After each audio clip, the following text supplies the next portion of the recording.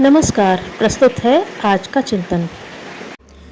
हम दूसरों से अलग हैं, हमारा व्यक्तित्व मात्र अपने तक सीमित अथवा स्वतंत्र है, यह मानना अपने आप को असहाय एवं दीन दुर्बल स्थिति में ले जाकर पटक देना है।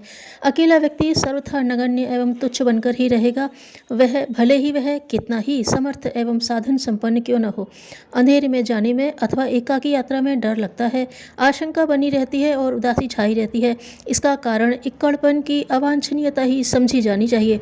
मेले ठेले में जाने से अनेक प्रकार की असुविधाएं उठानी पड़ती हैं, पर वहां जाने को मन इसलिए करता है कि एकत्रित हुए जनसमूह की एक इकाई अपने को मान लेने की मनोवैज्ञानिक प्रक्रिया सहज ही अपने को प्रमुदित बनाती है। हम अकेले हैं, संबंधित लोग अपनी सुविधा बढ़ाने मात्र के लिए हैं, ऐसा सोचते ही मनुष्य असुर बन जाता है। वह पत्नी की तरह तरह से शोषण करता रहता है और उसे कठपुतली, पैर की जूती, कृतदासी बनाकर रखने से कम में संतुष्ट नहीं होता। मतभेद या असहमति व्यक्त करते ही आग बबूला हो जाता है और क्षण भर पहले जो प्रेम प्रदर्शित करने की विडंबना चल रही थी, वह न जाने कहाँ चली जाती है। उसके स्थान पर जल्लाद जैसी तुष्टता तांडव नृत्य करती दिखाई पड़ती है। यह सब एकाकी मनोभूमि के दुष्परिणाम है। हम एकाकी मनोभूमि के लोगों के लिए अपना आपा ही सब कुछ होता है। दूसरों से क्या और कैसे लाभ उठाया जा सकता है, वे इतना ही सोच पाते हैं। माता पिता के पास जो कुछ है वह किस तरह झटक लिया जा सकता है, इसमें उनकी बुद्धि तीव्र होती है, पर क्या उनकी सहायता करना भी कर्तव्य है, यह बात सूझती नहीं। छोटे लड़के माता का जेवर चुराकर मुंबई सैर करने निकल जाते हैं। घर में कैसा कोहराम मच रहा होगा, इसकी उन्हें कल्पना भी नहीं होती। अपनी मौज उन्हें बहुत कुछ प्रतीत होती है। बिछोह में बिलखते अभिभावक उनके लिए महत्वहीन मिट्टी के पुतले भर बन जाते हैं। एकाकीपन मनुष्य को कितना निष्ठुर बना देता है, इसकी कल्पना करना भी कठिन है। एकाकी मनुष्य स्वार्थपरता की भूमिका में जितना उतरता जाता है, उतना ही निष्ठुर बनता जाता है। चोर, डाकू, हत्यारे, ठग, प्रपंची, दुराचारी, प्रकृति के अपराध परायण लोग इन क्रूर कर्मों में गर्व और विनोद इसलिए अनुभव करते हैं कि उन्हें एकाकीपन की स्वार्थ परायण निष्ठुरता मिल गई। डरावने प्रेत पिशाचों की कल्पना के साथ यह मान्यता भी जुड़ी रहती है कि वे मरघट जैसे किसी विभत्स स्थान में एकाकी निवास करते हैं। ऐसे भूत पलित होते हैं या नहीं, यह संदिग्ध है, पर यह असंदिग्ध है कि स्वार्थी मनुष्य की मनःस्थिति स्वार्थ इसी प्रकार की होती है, सर्वथा इसी प्रकार की होती है। वे एकाकी रहते हैं, अपनी वासना, तृष्णा और अहमता की पूर्ति के लिए कुछ भी करने को उद्यत रहते हैं। दूसरों की लाशें पास में जलती रहें, इसका उन पर कोई असर नहीं पड़ता, वरन विनाश के विनोद को देखने की उनकी दुष्टता को पोषण मिलता है। प्रसन्नता एकाकी मन में संभव ही नहीं हो सकती। उपनिषद के ऋषि का प्रतिपादन है, सृष्टि के आदि में ईश्वर अकेला था, इसका एकाकीपन में उसे ऊब आई और खींच उठी। इस स्थिति में देर तक रह सकना उसके लिए अशक्य हो गया। अस्तु एक से बहुत बनने की ठानी, अपने को खंड विखंड कर डाला। जड़ परमाणु और चेतन जीवाणु उसने बनाए, पदार्थ और प्राणी सृजे। इसके बाद उनमें रमण करता हुआ प्रसन्न प्रमुदित रहने लगा। यह तथ्य अलंकारिक भी हो सकता है, पर मानव जीवन में यह सच्चाई असंदिग्ध है। व्यक्ति एकाकी मन स्थिति में खींचता और उगता रहेगा, उसे अपने आत्मीयता का क्षेत्र बढ़ाए बिना चैन न पड़ेगा।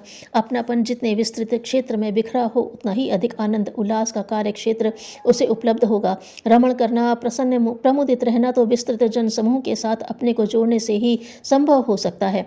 पुण्य परमार्थ के जितने भी श्रेष्ठ सत्कर्म जहाँ तहाँ उभरते दृष्टिगोचर होते हैं, वहाँ मनुष्य की उदारता एवं सहृदयता काम कर रही होगी। यह उदारता क्या है? वस्तुतः यह और कुछ नहीं, केवल आत्मविस्तार की भावना ही है।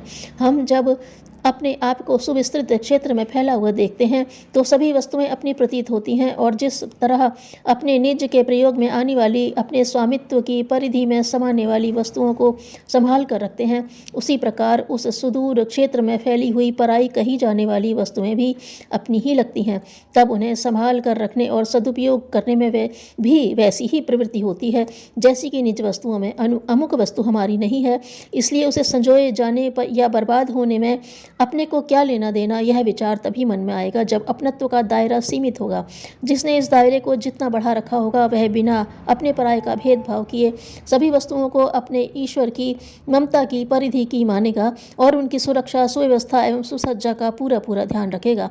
संकुचित स्थिति में केवल अपना शरीर ही अपना होता है। उसकी सुविधा के लिए संबद्ध परिवार वालों की उपेक्षा भी की जा सकती है और उनके साथ अनीति बरतना भी खूब होता है, पर जब आत्मीयता बढ़ती है तो वह स्वयं कष्ट उठाकर अभावग्रस्त रहकर कुटुंब के सदस्यों को सुखी बनाने के साधन जुटाए जाते हैं। अविकसित मनोभूमि पत्नी तक, बहुत हुआ तो बच्चों तक सीमित होकर रह जाती है, किंतु जिन्होंने अपनत्व को बढ़ाया है वे माता पिता, भाई बहन से लेकर मित्र पड़ोसी तक की सुख शांति में पूरी दिलचस्पी लेते हैं और अपने से जो बन पड़ता है उसमें कुछ उठा नहीं रखते। आत्म विकास की मात्रा यदि अधिक हुई तो उसी अनुपात से ग्राम, नगर, प्रांत, देश और अंततः समस्त बिखरे हुए मानव प्राणियों में यह ममत्व फैलता है। तब सब में एक ही आत्मा, एक ही विश्वात्मा उत्प्रोत दिखती है। सभी अपने प्रतीत होते हैं, पराया कोई दिखता ही नहीं। जहाँ अपनापन होगा वहाँ प्रेम की उमंगें उठेंगी, सहानुभूति जगेगी। फलतः उदारता, सेवा, सहायता का भाव भरा सहृदय व्यवहार ही सबके साथ बन पड़ेगा। यह आत्मविस्तार ही समस्त अध्यात्म विज्ञान का एकमात्र लक्ष्य है। आत्मीयता का विस्तार मनुष्यों तक सीमित न रहकर क्रमशः प्राणी मात्र में विस्तृत होता चला जाता है। तब अन्य प्राणी भी अपने ही कुटुंबी लगते हैं। उनकी सुविधाओं का भी ध्यान रखा जाता है। उनके कष्टों में भी अपने जैसे कष्ट की अनुभूति होती है। मानवीय अंतःकरण का जहाँ संतोषजनक स्तर तक विकास होगा वहाँ स्नेह सौजन्य का समुद्र उमड़ रहा होगा। अकारण कष्ट किसी भी प्राणी को दे सकना संभव न रहेगा। ऐसे मनुष्य प्राणियों का वध करके उनका मांस खाने की कल्पना भी नहीं कर सकते। यह समस्त सृष्टि हमारे ही लिए नहीं बनाई गई है। समस्त विश्व वसुधा हमारी बपौती नहीं है।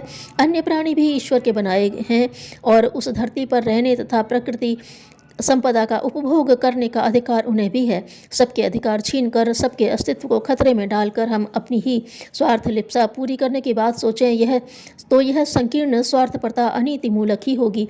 उससे मानवता का गौरव गिरेगा ही। औचित्य इसी में है कि हम अपने को एकाकी अनुभव न करें, अपनत्व का दायरा विस्तृत करते चले जाएं।